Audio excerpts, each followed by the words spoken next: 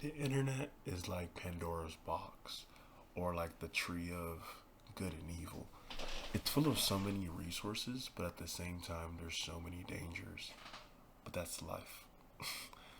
um, like, if you know the story of Pandora's box, it's this concept of you open Pandora's box and all the evil in the world gets released and blase, blase, blase, blase. And the concept in the Bible of the tree of good and evil is like, you shall know life, have knowledge of good and evil. But the thing is, the knowledge that we have ends up killing us. Ironically, I think sometimes we can be so focused on knowledge, knowledge, knowledge that we don't actually know stuff. So we can be emotionally intelligent and physically not intelligent. We can be smart in the books and not emotionally intelligent. The idea of Pandora's box is just to show that it's very dangerous. But at the same time, it has so many resources. If I open up Instagram right now or TikTok, it's going to show e commerce, people making more than doctors, blah, blah, blah, blah, blah, blah, blah, blah, blah. Man, the internet's good, but it's so bad. Wait, first off, shout out you, bro, or whoever you are. If you're making 100K a month, shout out you. 10K a month, shout out you. If you go on the internet, bro, at least maybe it's what I'm watching on the internet. If you're not making at least 10K a month, it's like you. It's like, bro, you suck. But you don't suck. I think people will like in your face tell you there's so many different ways to make it out of your current understanding, which I think is true. Very helpful. Maybe if I make 10K in a month or whatever, my thoughts will change and my actions will be a little bit different. I'll talk to y'all when I make 10K in a month. I don't know. I think that's good. But something that my friend was talking to me about yesterday is, do you really need it? Um, my dream SUV is a Bentley Bentayga. Bentley Bentayga is like ultra luxury, I guess, or whatever. Not I guess. I'm broke, y'all. I probably have less than $20 to my name. I'm not rich enough for this at the moment. But side note, a Bentley Bentayga is a pretty nice car. V12 engine, dumb nice, dumb nice. He was like, okay, Mitchell, if you had the money to buy a Bentley Bentayga, do you really like what makes it really worth it? I have an answer, but no answer I think I'm gonna give to somebody else is gonna be good enough for it to be worth it to them. Like, and that's what the internet is. The internet is a treasure trove full of a bunch of different things that allows you to feed whatever realities you want. Back to the Bentley Bentayga. Bentley Bentayga is like 300K. If I'm driving a 300K car, I want to at least help people as much as possible. If I see anybody in need of help within reason and limits, I'm swiping that card. I'm giving without thinking. But my friend was saying, like, what about this, Mitchell? You want to think before you do things. You think, especially like spending money on yourself, so you can freely give. So you budget and do all these things, so that when it comes to helping other people, you can help them without thinking. So whenever I hear donations of $10,000, $1,000, $200, it's a lot because I have no money. But at the same time, there's so much work that gets there. The internet is such a beautiful place because it feeds your reality and lets you know that all things are possible. But also, you don't always necessarily see the journey it took to get there. It's so easy to see the quick returns of, oh my god, 100K, 200K. Don't be fooled by money. But it takes time. The journey is, it takes time. Obviously, it doesn't take as much time as, it doesn't always take as much time as we make it seem. For example, if somebody is making 100K a month off like an e-commerce store, it's ads. They're marketing their ads really, really well. That ad budget gotta be at least 10K a month, hopefully. So you gotta use money to make more money, which is just facts. But you just see the 100K a month, you're like, whoa, not that hard. They just explained it in like a 50-minute reel. This is what I do. This is what I do. But they're not really taking their steps of what it takes to get there. The internet is beautiful. I'm talking to the internet right now. There's a random stranger who's watching this. Shout out to you. And I'm somebody that somebody's watching. The internet is beautiful, but it leads so much dangers. Human trafficking, pornography. I don't even know what words you can say on YouTube. Who knows? Who cares? Pornography, greed, lots of money and whatnot. School. The internet is dangerous, but everything within reason. Low-key, I think I probably need to go to bed because I had an idea for this, but I'm losing my mind because I'm so tired. I guess let me talk about this. I get really inspired when I doom scroll. I think we all should, but I think I gotta stop doom scrolling because doom scrolling is literally killing me. So there's a post I saw on Instagram. Where is it? I don't even know if I screenshot. Oh, fear has two meanings. Forget everything and run, face everything and rise. A lot of the times, I might be forget everything and do nothing, not even run, instead of face everything and rise. You don't overcome because you're comfortable.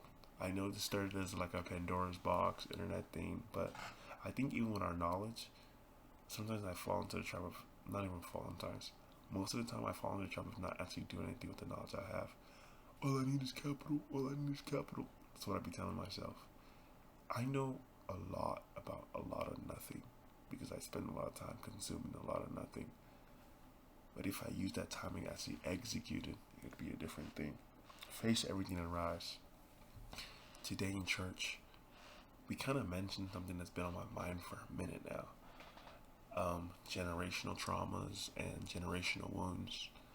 The goal of each generation, other than like, one of the goals of each generation should not be to pass the traumas of the past to the next generation, right? If my generation struggled with starvation, I want my child to know nothing but food. Not nothing but food, but like not to experience the starvation I had. And the thing about each generation is that as we pass to the next generation, we can never truly prepare them for what's happening in their generation. Like, okay, the porn industry has existed for a long time, but the porn industry in our generation is beating the porn industry of 50 years ago, 60 years ago, 50 years ago, 20 years ago, 50 years ago. The way porn moving now, crazy. There's literally AI porn. I don't know if YouTube will ban me for this nonsense, but different generation, different struggles. Each generation has different things to overcome, different things to overcome. Face everything and rise. So today in church we talked about,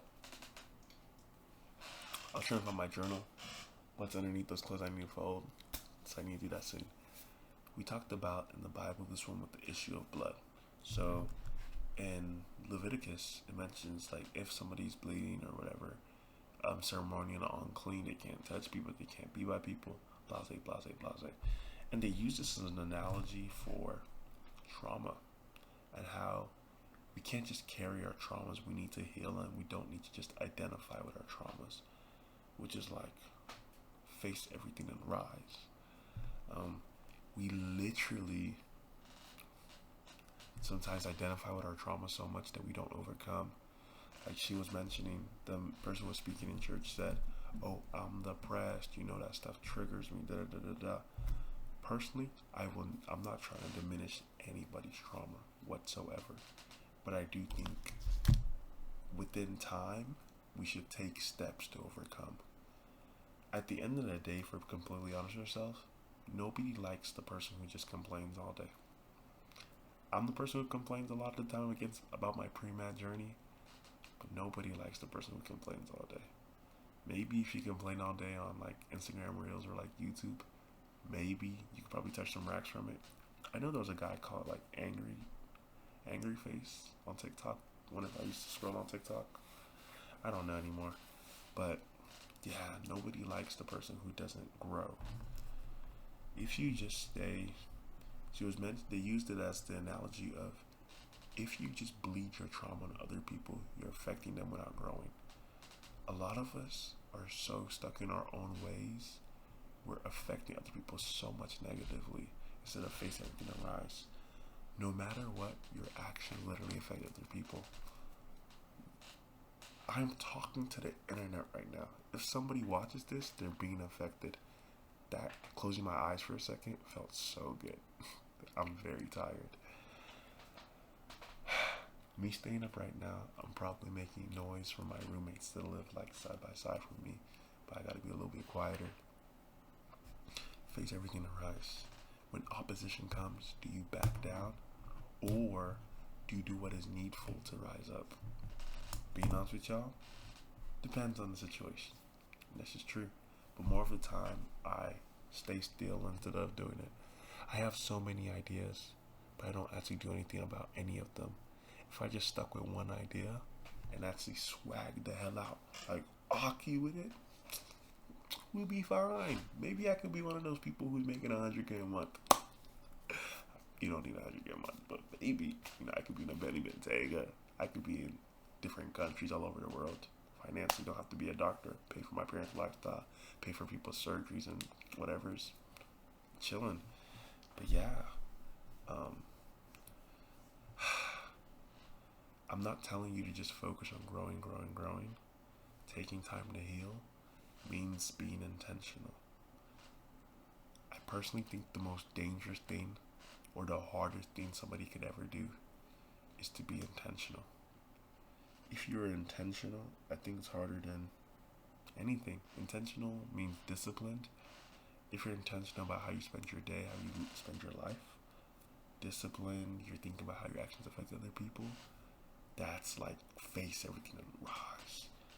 Okay, if I drink apple juice, it's gonna taste good, but the sugar is going into my blood. Sugar's not necessarily a bad thing. Too much sugar is why my belly is looking back at me and saying, "Hi, Mitchell." You know what I'm saying? Water, not doing that to my belly. My body's processing that, filtering, and removing that waste. But sugar takes a little bit longer. The internet is beautiful, but if it causes you just to sit down and wallow in your tears instead of overcoming, that's the problem.